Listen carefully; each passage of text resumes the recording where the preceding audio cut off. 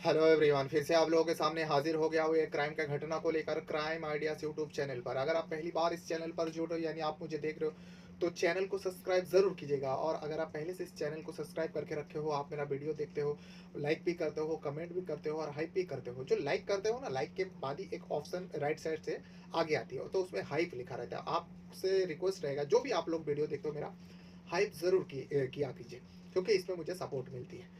तो आज भी मैं एक कहानी को लेकर आया हूँ जो रियल सच्ची घटना है। और ये घटना जो है इसी अगस्त महीने में घटी है। इसमें एक व्यक्ति का मौत होता है और उस व्यक्ति का शादी हुई थी बस 3 महीना पहले, 3 से साढ़े तीन महीना पहले शादी हुआ था। फिर उस व्यक्ति का घर के अंदर ही, जब पति पत्नी घर के अंदर मौजूद थी, रात के वक्त मध्य रात को उस व्यक्ति के ऊपर गोली चला दी जाती है।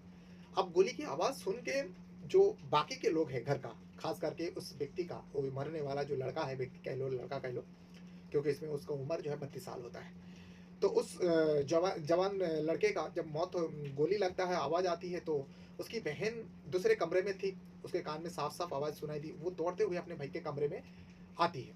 और क्योंकि दरवाज़ा अंदर से बंद था, उसे लगा शायद बाहर कहीं गोली चली होगी। लेकिन वो अपने भाई के दरवाज़ा पीटने लगते हैं, जो भाई जल्दी से दरवाज़ा खोलो, बाहर मुझे गोली चलने की आवाज़ सुनाई दी। उसके बाद दरवाज़ा भाई का नहीं खुला जाता। बहन बार बार पीटती रही। उसके बाद जब 10 मिनट बाद दरवाज़ा खोला जाता है, और दरवाज़ा अंदर से खोलने वाला उसकी भाभी होती है। जब भाभी दरवाज़ा खोलती है तो भाभी किसी से बात कर रही थी, और उस जो भाई को बोलने गई थी, बताने गई थी, वो भाई जो है उसी कमरे के अंदर लहू-लुहान पड़ा हुआ था। इसे देख के तो बहन को चक्कर आने लगता। बहन समझ नहीं पाती। बहन भाभी से पूछती है, जो भैया को क्या हुआ, कि ऐसा खून? तो भाभी जवाब देती है, जो मजाक मजाक में गोली चल गई, बस इतनी सी बात कहती है।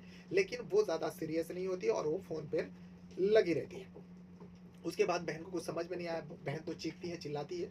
और पड़ोस में ही चाचा रहता था, चाचा के पास जाती है, दरवाज़ा पीटती है। रात के वक्त सब लोग दौड़ते हुए आते हैं, आसपास वाले भी आता है।